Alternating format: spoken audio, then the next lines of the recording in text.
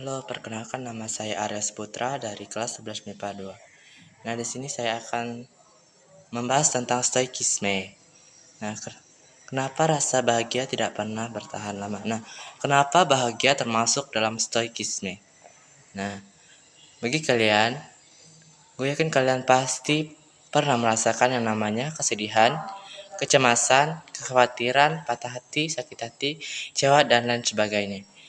Ya, semua itu bentuk emosi negatif. Iya, sesuatu yang tidak bisa lepas dari hidup seorang manusia. Pertanyaannya adalah berapa lama waktu yang kita butuhkan untuk benar-benar pulih dari semua bentuk emosi negatif tersebut? 1 hari, 1 bulan, 1 tahun, atau 1 dasawarsa? Atau masih terasa sampai sekarang? Nah, yang kita bahas adalah kebahagiaan. Kebahagiaan yang terjadi sebaliknya. Ketika kesedihan itu biasanya bertahan lama di diri manusia, kebahagiaan itu bisa pergi begitu cepat. Dia datang seketika, terus dalam waktu yang sangat singkat, bisa memudar, terus jadi hambar, terus jadi tawar, terus jadi biasa aja, sehingga kita perlu mencari kebahagiaan-kebahagiaan yang lainnya. Apapun alasan dari kebahagiaan tersebut, selalu sekolah nilai yang tinggi, kuliah dapat IP yang bagus, lo tembak cewek diterima, lo kerjaan lo dapat promosi, lo sukses, pasti merasa kebahagiaan. Tapi apakah kebahagiaan itu bertahan lama? Enggak. Kenapa itu bisa terjadi? Nah, sini ada jurnal Parubaya, jurnal kehidupan Ferry Indraswati menuju masa Parubaya. Hal ini saya akan bicara satu yang masih berhubungan dengan stoikisme. Salah satunya faktor penting dalam ilmu stoikisme kalau kita pelajari yaitu soal faktor kebahagiaan. Kini Puissance Delmersis itu seorang faktor kebahagiaan. Penyair dari Brazil pernah mengatakan bahwa kebahagiaan itu seperti burung yang terbang. Saat dia terbang begitu cepat tapi nggak akan bertahan lama. Mengapa demikian? Nah, jawabannya atas pertanyaan tersebut bisa kita jelaskan dengan saintifik, dan ini mungkin agak mind-blowing bagi sebagian besar orang ya, yang alasannya kenapa rasa bahagia bisa begitu cepat, tapi adalah karena kebahagiaan itu tidak ada dalam blueprint kita sebagai makhluk biologis.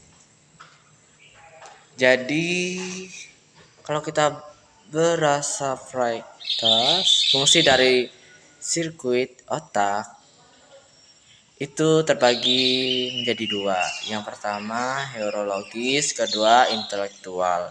Lalu di manakah letak kebahagiaan? Apakah di neurologis atau intelektual? No, kebahagiaan tidak ada di manapun. Kebahagiaan itu hanya rekayasa neurologis yang dibuat oleh manusia tanpa adanya dasar yang jelas. Tapi kesedihan itu udah diuji dan teliti. Ternyata kesedihan itu punya siklus khusus dalam sirkuit otak kita. Udah masuk ke dalam memori dan emosi kita, makanya manusia dibandingkan kebahagiaan itu.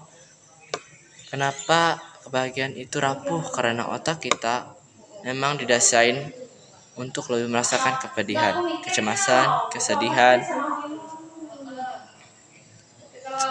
manifestasi fisik dari tubuh seorang manusia. Oke, analogi nembak cewek dan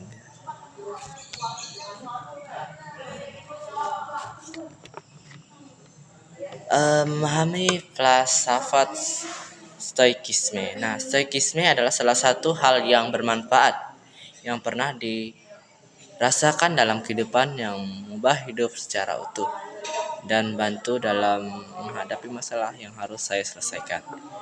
Itu bermanfaat besar bagi saya ini mungkin bisa dirasakan oleh semua orang.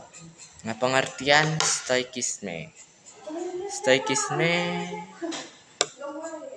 itu bukan aliran kepercayaan, bukan agama, yaitu aliran filsafat yang membantu kita untuk mengontrol emosi negatif, mengaplikasikan kebahagiaan dan rasa syukur yang kita rasakan.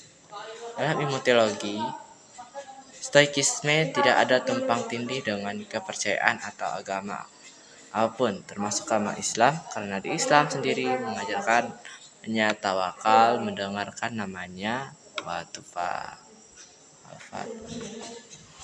Filsafat Taoisme dan Islam itu sendiri tidak berbentuk apa itu stoikisme.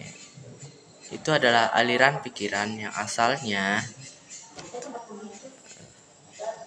stoikisme itu juga disebut sebagai stoicisme atau stoa, atau dalam bahasa Yunani stoa adalah sebuah aliran atau mazhab filsafat Yunani kuno yang didirikan di kota Athena, Yunani oleh Zeno. Jadi stoikisme ini ditemukan oleh Zeno dari Citium pada awal abad ke-3 Masehi.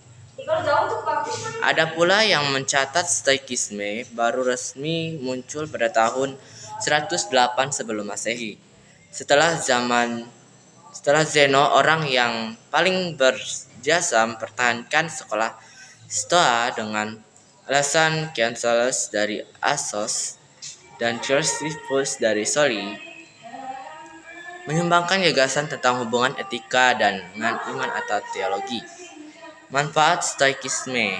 Nah, manfaat dari stoikisme ada 4 yang bisa kita dapatkan dari prinsip-prinsip stoikisme dalam menjalankan hidup di tengah gempuran transformasi teknologi yang cepat dan masif.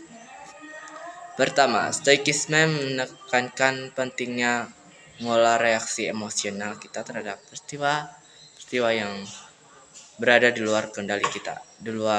Kedua, stoikisme mendorong kita untuk secara teratur merenungkan tindakan dan perilaku kita sehari-hari.